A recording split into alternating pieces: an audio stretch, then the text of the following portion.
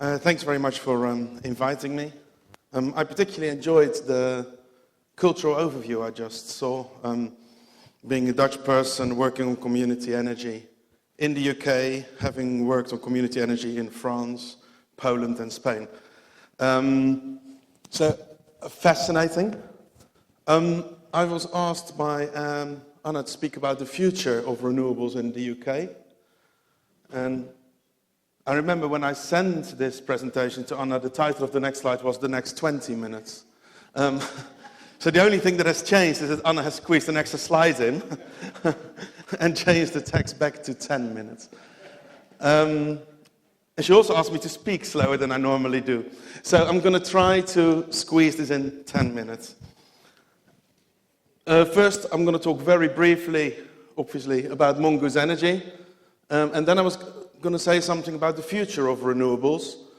Very briefly, I want to talk about the issue of grid parity, because grid parity is a fundamental concept when it comes to the financing of these kind of projects. Very briefly about community energy versus regular energy, and then about cheap capital. We launched Mongoose Energy 12 months ago. And Mongoose was set up with the idea to transform the nature of energy ownership in the UK. We are strong believers in the concept that solar, sun and wind are public goods, and as such should be owned by the public, and the profits coming out of these projects should go back to the public. So we set up a business that is trying to do exactly that. We set up a Mongoose Energy as a commercial entity, Mongoose Energy Limited. However, we will always be owned for more than 50% by the community groups that we work with. We have got some financial investors, we've got employees who own a part of it, but the fundamentals are that the majority of the business, and thereby the majority of any profits that we will generate, will go back into the co-op. That is, and the members of that cooperative are all the community groups that we work with. We do two things. We've got a generation part and a supply part. In development, I should say, on the supply side of things. I'm going to skip this then. The core of Mongoose are the community groups that we work with. At the moment, it's around 12 community groups that we work with. As you can see, Frico is in there. We go as far south as the Isle of Wight, as far north as Nottinghamshire, as far east as Kent, and as far west as Cornwall. To give you a bit of a feeling about numbers, we've got at the moment £40 million of assets under management. That equates to around 30 megawatts of mainly solar, which is all owned by the communities that we work with. By the end of June, that's going to be around £80 million, so around 65 megawatts. And next year, we'll be focusing on 1 ground mount solar and 2 on offshore wind. So we're looking at to take parts of offshore wind farms into community ownership, which I'm personally very excited about. I'll skip this as well, given the 10 minutes restriction. A very brief word on the work we've done with Vroom. The first share offer was launched in May 2015. Pretty amazing, but £280,000 was raised in 4 days, and that led to 200 kilowatts of solar PV installed on roofs. For us as Mongoose, I'm always quite excited about the stuff we do in Vroom, but even though it's relatively small compared to everything else we're doing. But Vroom is a bit of the independent Republic of Vroom kind of feel, which I really love, and it always gives me a very warm feeling to come to Vroom. On the supply side, we are in full preparation mode to launch a supply business. One of the things that was mentioned in the previous presentation is that it's not necessarily easy in the UK for communities to access the power that's been generated, whereas in Germany it is. And that's true. I mean, I can tell you, we decided to launch a supply business about 6 months ago, and it's a much bigger project than I ever anticipated. You need a lot of money in order to run a retail business. Again, the majority of the benefits should go back to the community. On the future of renewables then, the UK perspective is that it's all pretty, well, it says uncertain. I would say that's a euphemism. It's complex. What's happened to us since we launched is levy exemption certificates are gone, which effectively means that renewable energy is taxed as if it was an energy generating source that emits carbon. The feed-in tariffs have effectively gone. The renewable obligation is going. And any tax incentives that there were for community groups to invest in solar and wind have also gone. I can tell you, when you launch a business and you get that thrown at you in the first 6 months after you launch, that's a painful moment. But we decided to go ahead anyway and continue anyway for a whole load of reasons. The main reasons are that I think it's all going to be fine. What you'll see in the short term, you see a massive consolidation of the sector. So you see parties merging, companies buying each other. At the same time, you also see community groups throwing in the towel, especially community groups. This very often are people who have worked for the last 4 or 5 years on getting projects off the ground, and all of a sudden get all this negativity thrown at them. And for a lot of people, that's just enough. But at the same time, things are happening. The other thing we see is that because of the government changes, a lot of the money, investment capital, is leaving the UK. There's a lot of big funds that provided cheap capital for renewable energy in the UK. They're leaving. And I can understand that because, you know, the political certainty in this country has changed drastically. So you see cheap money leaving the UK.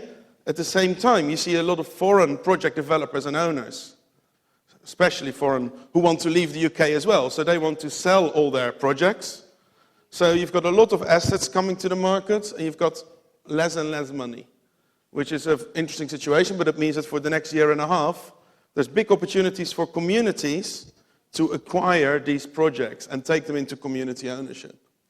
The new projects we will see, I think, are some renewable obligation projects, offshore wind, biomass, anaerobic digestion. But the whole environment has changed such that it is decreasing at the moment.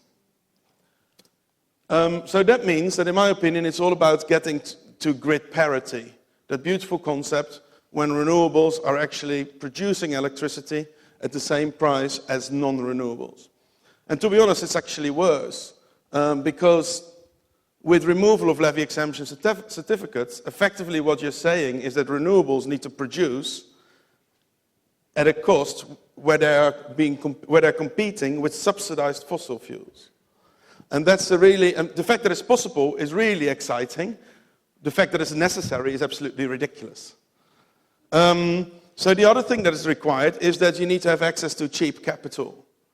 Whether you're a community group or whether you're a commercial developer, the only way you can make any infrastructure project work is if there is cheap capital. And for smaller projects, the smaller the projects get, the more complex that is. The numbers you see here are basically, I've tried to point out where we are at the moment when it comes to grid parity and where I think we can be in the next 2 to 3 years. What you see on the left is the current generating cost for a solar farm, a community-owned solar farm in the UK, which adds up to around 11 pence per kilowatt hour. As you can also see, a large chunk of that, is the big blue bar, is effectively the cost of the kit. It's your solar panels, your inverters, etc., etc. And they see a couple of other bars that are relatively large as well. If you actually go through each and every single one of those elements, and you bring them down to its real basic cost, that's when you come to the picture on the right.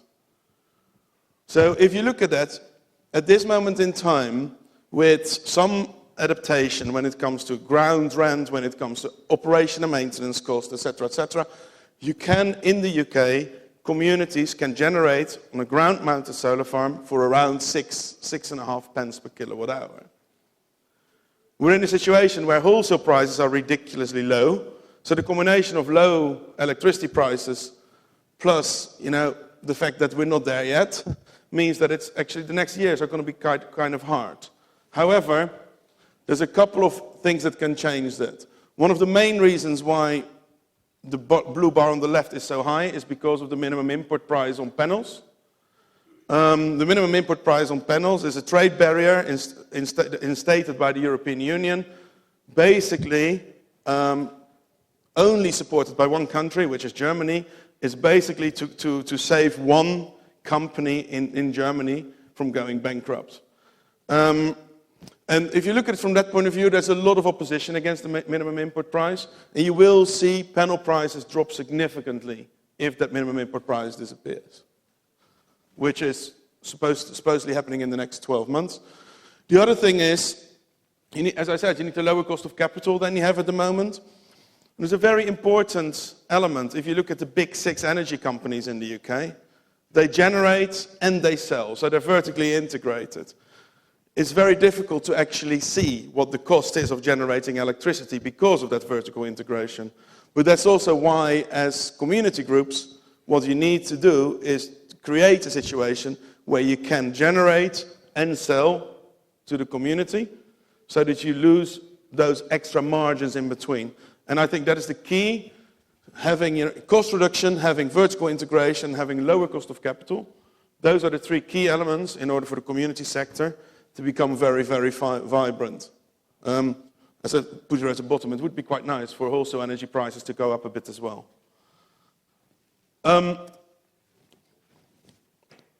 Something I've been preaching for the last 6 months is that community energy is fundamentally cheaper than non-community owned energy production. And the reason for that is that commercial developers and commercial owners are looking for an equity return of more than 10%, typically 15%.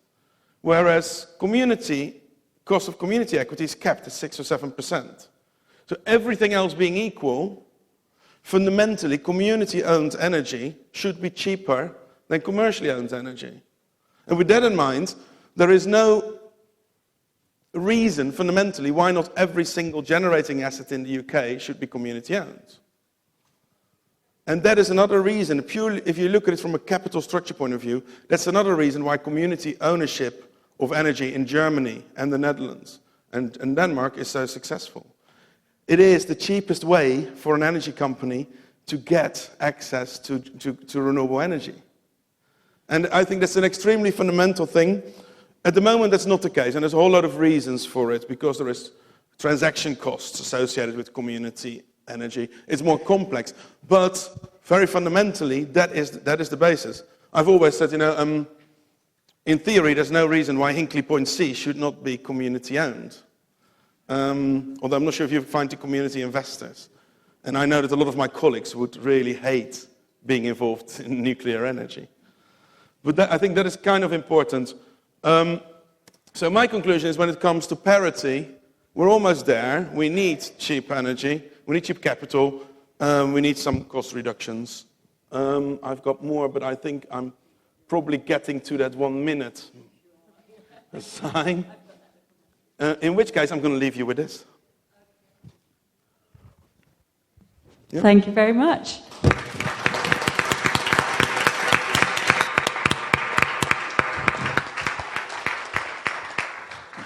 Thank you. That's very interesting. We're now skipping one talk and going straight to our final speaker, who's Professor Keith Barnum. Oh, sorry, Keith. Who will be speaking on renewables and reducing electricity costs.